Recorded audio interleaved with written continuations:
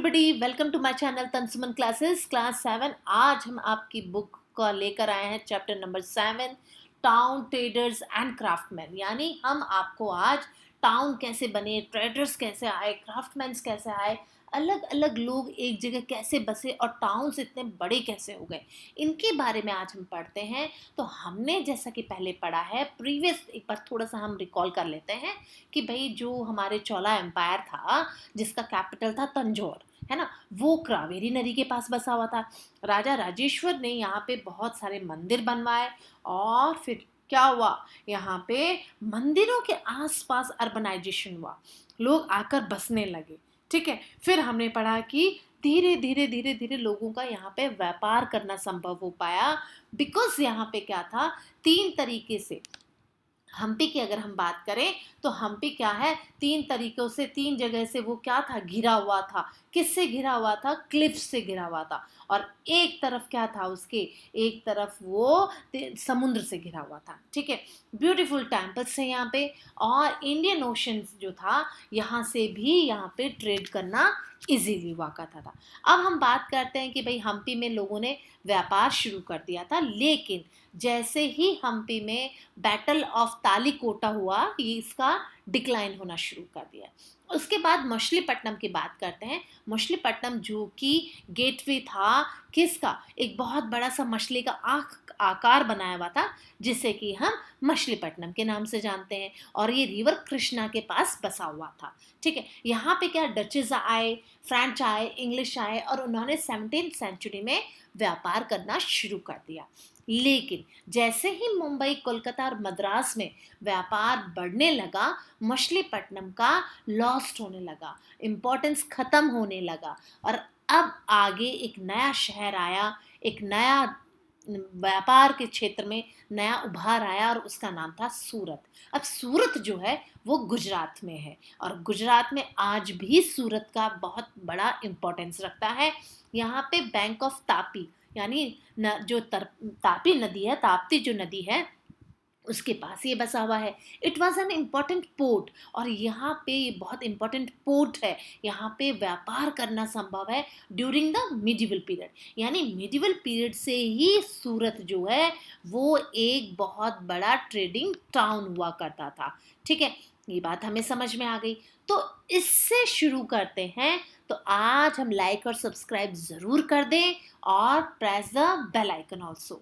चलिए शुरू करते हैं कि सूरत में किस तरीके से कमर्शियल टाउन बनाया गया अकॉर्डिंग टू द दौरत्रा बोरबोसा।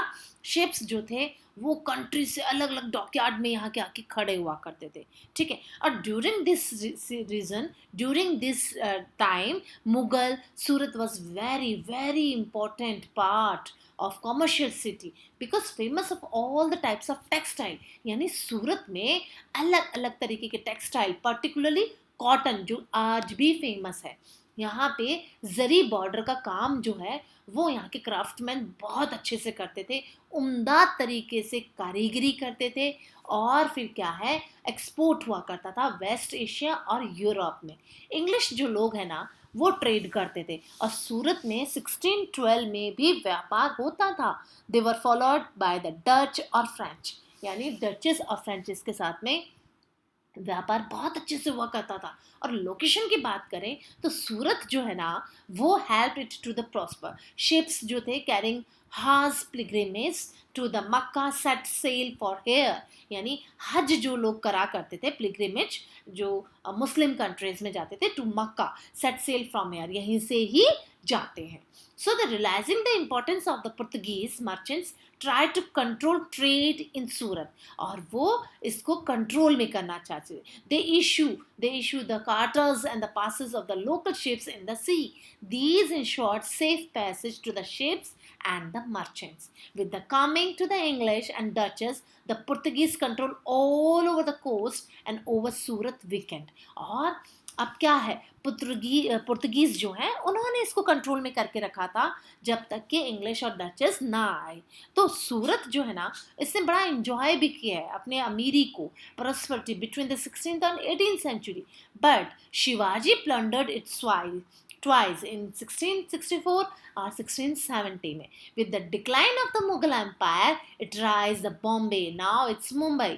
और बाद में जो कि डिक्लाइन हुआ था मुगल एम्पायर के समय में, लेकिन बाद में ये क्या हुआ, बाद में जैसे ही मुगल एम्पायर के समय में ये डिक्लाइन हुआ था, बाद में ये मुंबई जो कि मुंबई के नाम से जाने लगा, मेजर पोर्ट्स यहाँ पे बनाए जाने लगे, एडमिनिस्ट्रेटिव सेंटर ही बन गया, और सूरत डिक्लाइन इन द इम्पोर्टेंस.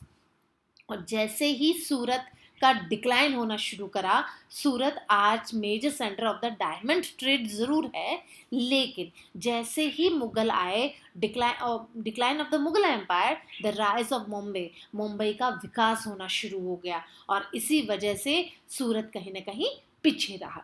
अब ट्रेडर्स और क्राफ्टमैन्स की बात करते हैं, तो ट्रेडर्स जो थे, they were the both small and big traders in the town, यानी छोटे और बड़े व्यापारी दोनों ही हुआ करते थे, दोनों ही काम करने वाले होते थे, लेकिन the big one's own large fleets of the ship and traded so many goods. लेकिन जो बड़े होते थे ना, उनके पास व्यापार की थोड़ी ज़्यादा संभावनाएं होती थी. Spices and textile were the most trade.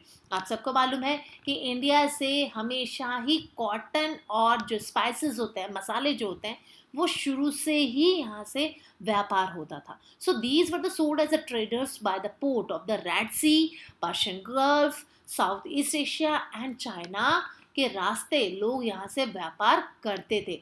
Indian जो स्पाइसेस है ना, स्पेशली पेपर जो कि काली मिर्च है, सिनेमम जो कि दालचीनी है, नट मग्स जो है ना, नटमेग एंड यूरोप तक ये जाते थे. और ट्रेडर्स की बात करें तो बहुत ही ह्यूज प्रॉफिट होता था उनको. यहाँ से सस्ते में खरीदते और वहाँ जाके महंगे में बेचते थे, जो कि हमने चैप्टर फर्स्ट में पढ़ लिया था.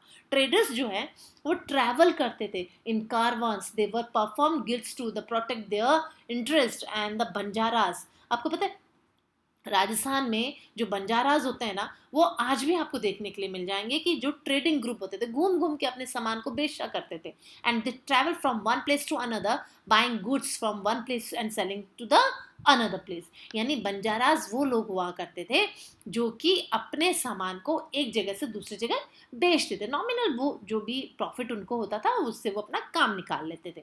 दे also organise the transport of goods to other places. और ये ऑर्गेनाइज भी करते थे ट्रांसपोर्ट को एक जगह से दूसरी जगह के लिए. A craftsman mades goods of different kinds while the sultan and nobles wanted luxurious good, cotton, silk, textile and large scale of the local for export. यानी राजाओं जो सुल्तान होते थे ना, जो नोबल्स, जो बड़े बड़े अमीर लोग होते थे, उनकी जो लग्जरियस लाइफ होती थी ना, जो उनको कॉटन चाहिए था, सिल्क टेक्सटाइल चाहिए था, ये सब उनको उपलब्ध हो जाता था.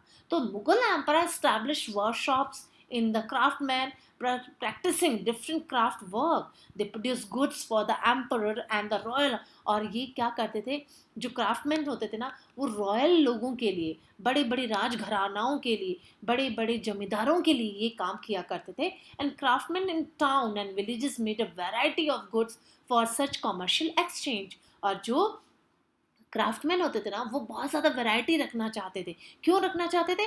ताकि उनकी जो कमर्शियल एक्सचेंज हो ना, वो बड़ी मात्रा में हो. और जितनी बड़ी मात्रा में कमर्शियल एक्सचेंज होगा, उतनी ही बड़ी मात्रा में प्रॉफिट होगा, ह्यूज प्रॉफिट होगा. तो trade and commerce lead the growth of town and city. जैसा कि हमने पढ़ा है, जल्दी से टू सम अप हम रिकॉल कर लेते हैं कि ट्रेड और कॉमर्स की वजह से ही टाउन और सिटीज़ की ग्रोथ हुई. मैनी टाउन्स आए, जैसे कि आगरा है, लाहौर, दिल्ली है.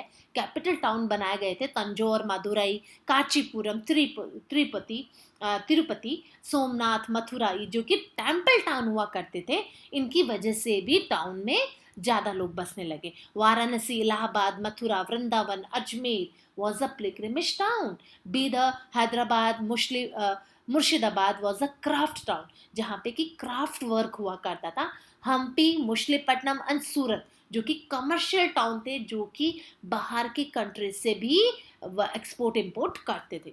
Hampi was an important centre of trade. क्यों हम्पी क्यों था इम्पोर्टेंट? बिकॉज यहाँ पे कॉटन और स्पाइसेस बहुत ज़्यादा हुआ करते थे. Masulipatnam also a production centre of the kalamkari textile. Kalamkari जो टेक्सटाइल, जो कलम से बनाई गई कारीगरी होती थी उसको कालमकारी बोलते थे और ये बहुत फेमस था। और सूरत जो है वो कॉटन टेक्सटाइल के लिए बहुत ज़्यादा फेमस हुआ करता था और आज भी है हालांकि, लेकिन बहुत पहले से ही ये एक फेमस कॉटन टेक्सटाइल इंडस्ट्रीज हुआ करता था। So thanks for watching this video and like and subscribe my channel. Thank you.